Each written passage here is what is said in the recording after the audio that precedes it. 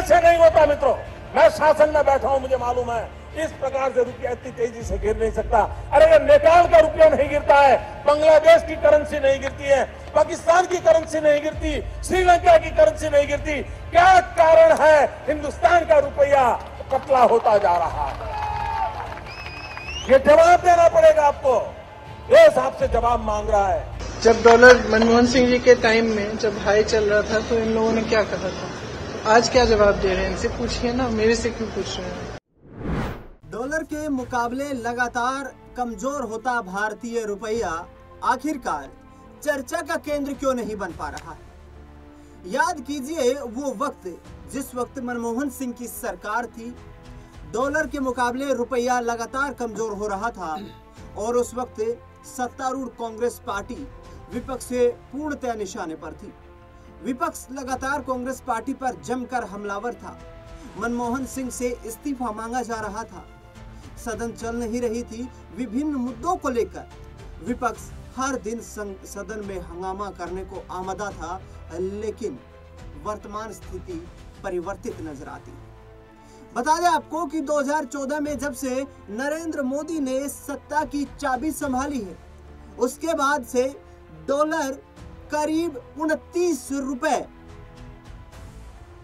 ऊपर चढ़ गया और भारतीय रुपए के मुकाबले लगातार डॉलर मजबूत हो रहा है। सोने की कीमतें आसमान छू रही हैं। ये तमाम चीजें वैश्विक बाजार पर निर्भर होती हैं और वैश्विक बाजार में जो हलचल देखने को मिलती है उसका असर अर्थव्यवस्था पर पड़ता है और उस अर्थव्यवस्था से प्रभावित आम व्यक्ति होता है, आम आदमी की जेब पर उसका असर देखने को मिलता है। अब आप ये कहेंगे कि आप एजेंडा चला रहे हैं। जी नहीं, यहाँ पर जो डेटा मेरे पास मौजूद है उस डेटा के आधार पर आपको बता दें कि 2004 में जिस वक्त अटल बिहारी वाजपेयी देश के प्रधानमंत्री हुआ करते थे, उस दौरान एक डॉलर की कीमत 45.32 भारतीय रुपए थी। ये 2014 के आते आते 60.95 हो जाता है, यानी कि करीब यहाँ पर देखा जाए तो 15 रुपए की बढ़ोतरी देखने को मिलती है। लेकिन पिछले 10 सालों में डॉलर सरपट दौड़ता जा रहा है, रुपया लगातार कमजोर हो रहा है।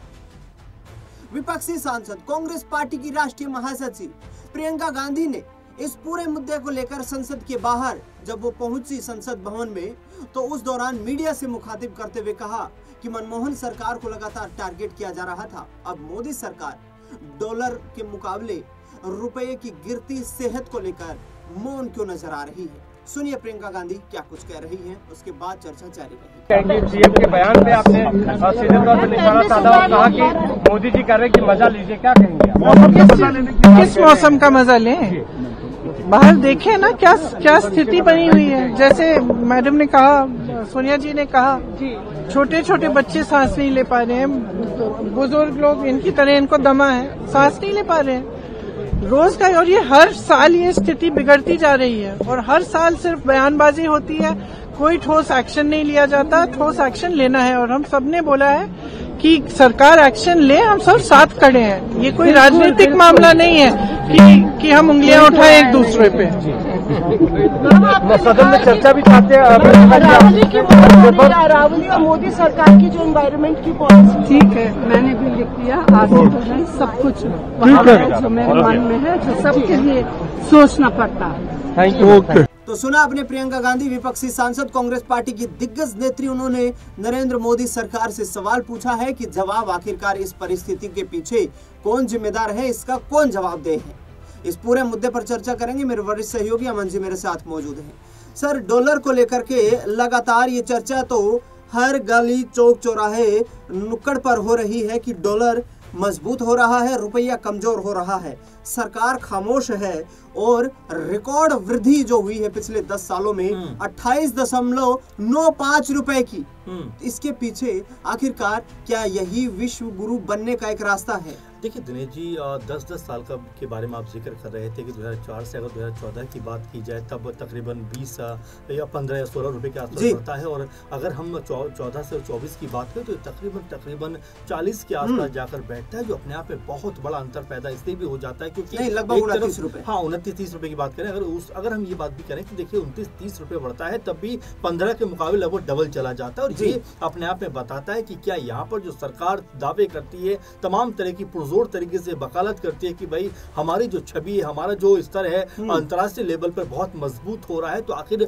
रुपया गिरने की वजह क्या है? क्योंकि जब आप सत्ता में होते हैं और जब आप नहीं होते, दोनों की स्थिति अपने आप में अलग हो जाती है। क्योंकि जब आज के जो पीएम हमारे मोदी जी हैं, जब ये पीएम नहीं थे उस वक्त क्या कहा करते थे? उस वक्त कहा करते थे कि भाई क्या वजह है कि नेपाल का रुपया पतला नहीं होता, बांग्लादेश की करेंसी नहीं गिरती, पाकिस्तान की ऐसा नहीं गिरती, लेकिन हिंदुस्तान का जो रुपया है वो इस तरह से पतला होता चला जा रहा है, नहीं कमजोर हो रहा है। इसका जवाब प्रधानमंत्री को देना पड़ेगा। यही बात कांग्रेस के तमाम जो दिग्गज नेता हैं, तमाम बड़े नेता हैं, यानी कि समूचा विपक्ष ये बात रखता हुआ नजर आ रहा है कि जो पीएम उस वक्त मनमोहन सरकार के ऊपर निशाना साधते थे इसलिए कि रुपया कमजोर हो रहा है, लेकिन आज उनके शासनकाल में सिर्फ 10 साल के अंदर रुपया लगभग दोगुनी रफ्तार से कह सकते कमजोर हुआ है। तो उसका जवाब दे, और जिम्मेदार कौन है इसके ऊपर भी जवाबदेही तय होनी चाहिए। सिर्फ ये कांग्रेस या सपा या बसपा की बात नहीं, देश की बात है। क्योंकि यहाँ पर अगर हमारा अंतर्राष्ट्रीय लेवल पर रुपया इस तरह से कमजोर होगा तो कहीं ना कहीं जो एक मजबूत छवि हम बनाने की बात कर रहे थे वो कहीं ना कहीं उसके ऊपर धक्का लगता हुआ नजर आएगा। आप अगर महंगाई के स्तर की बात करें तो देखिए आज की चरम सीमा पे नजर आती है। पेट्रोल डीजल की बात करें, सोने चांदी की बात कर ले, तमाम जो खाद्य पदार्थ उनकी बात करें, कि आम जो कह सकते हैं कि आदमी है, शख्स है, उसकी जेब से किस तरह से रुपया जा रहा है, ये उससे आप पूछिए जो किस तरह से अपनी रोजी रोटी का इंतजाम करता है। तो तमाम मौकों पर, तमाम मोर्चों पर कहीं ना कहीं सरकार की जवाबदेही तय होती है। लेकिन जिस तरह से आपने स्टेटमेंट प्रियंका गांधी का सुनवाया और ऐसे तमाम नेता लगातार सरकार से यही बात कह रहे हैं कि आखिर 90+ रुपया चला गया, लेकिन पीएम जो है वो खामोश क्यों है? सरकार इस मुद्दे पे चुप क्यों बैठी है? बिल्कुल। और दूसरी चीज यहाँ पर देखी जाए तो एक महत्वपूर्ण जानकारी मैं आप तक साझा और करूंगा। सोने की जो कीमत है वो 1 दिसंबर 2024 को यदि देखें हम लगभग 78,000 रुपए थी, जो आज बढ़कर 1,32,000 के पार पहुंच चुकी है। यानी कि सोना खरीदना भी आम व्यक्ति के लिए महंगा पड़ रहा है। ऐसे में विपक्ष के नेता और उत्तर प्रदेश में सबसे बड़ी राजनीतिक 2024 के लोकसभा चुनाव में जीत दर्ज करने वाले अखिलेश यादव, जो समाजवादी पार्टी का नेतृत्व कर रहे हैं, उन्होंने कहा है कि आज यदि कोई गरीब परिवार अपनी बेटी की शादी में 1 तोला सोना उस बेटी को दान करना चाहे, उसे गिफ्ट देना चाहे, तो उसे 1000 बार सोचना पड़ रहा है। आखिरकार क्या इसका वाकई में आम लोगों पर इतना असर देखने को मिल रहा है? और क्या भारतीय सरकार को अब कुछ ठोस कदम उठाने की आवश्यकता है? क्योंकि हमारी अर्थव्यवस्था जो है वो मिश्रित अर्थव्यवस्था है, प्रचलित अर्थव्यवस्था है, जो कहीं ना कहीं डिमांड और सप्लाई के आधार पर उतार चढ़ाव से प्रभावित होती है। तो सरकार को क्या इस पर प्रभावी कदम उठाने चाहिए ताकि भारतीय लोगों को कम से कम इसकी राहत मिल सके? देखिए बिल्कुल, और सरकार का काम ही ये होता है कि जो अंतिम पायदान पर खड़ा व्यक्ति उस तक राहत कैसे पहुंचे, उस तक जो कह सकते हैं भारी खर्चों का जो दबाव है वो कैसे कम होता हुआ दिखाई पड़े। लेकिन यहाँ पर उलट नजर आता है। आपने जो एग्जाम्पल दिया अखिलेश यादव के जरिए कि भाई जिस तरह से हम महंगाई की बात करते हैं कि एक अगर गरीब इंसान शादी विवाह करता है अपनी बेटी का, तो हर किसी की हसरत होती है कि अपनी बेटी को या बेटे को बतौर गिफ्ट कुछ दिया जाए। और ऐसे में भी अगर वो सोने की तरफ देखता है तो वाकई उसकी जो निगाहें हैं, जो नजरें हैं, वो नीची हो जाती होंगी, हट जाती होंगी। जाहिर बात है, क्योंकि आप देखेंगे लगभग 1.5 लाख रुपए प्रति 10 ग्राम यानी 1 तोले के आसपास सोने की कीमत इस समय नजर आती है, जो ये बताता है कि सरकार ने इस मोर्चे पे भी गरीब इंसान को लाचार और बेबस किया है। और देखिए बातें करना, बातें बनाना और कोई भी टॉपिक के ऊपर यहाँ वहां चले जाना बड़ा आसान है किसी के लिए भी, लेकिन ठोस कदम उठाना जो कल तक किसी दूसरी सरकार पर निशाने साधते थे, आज जब अपनी बारी आई है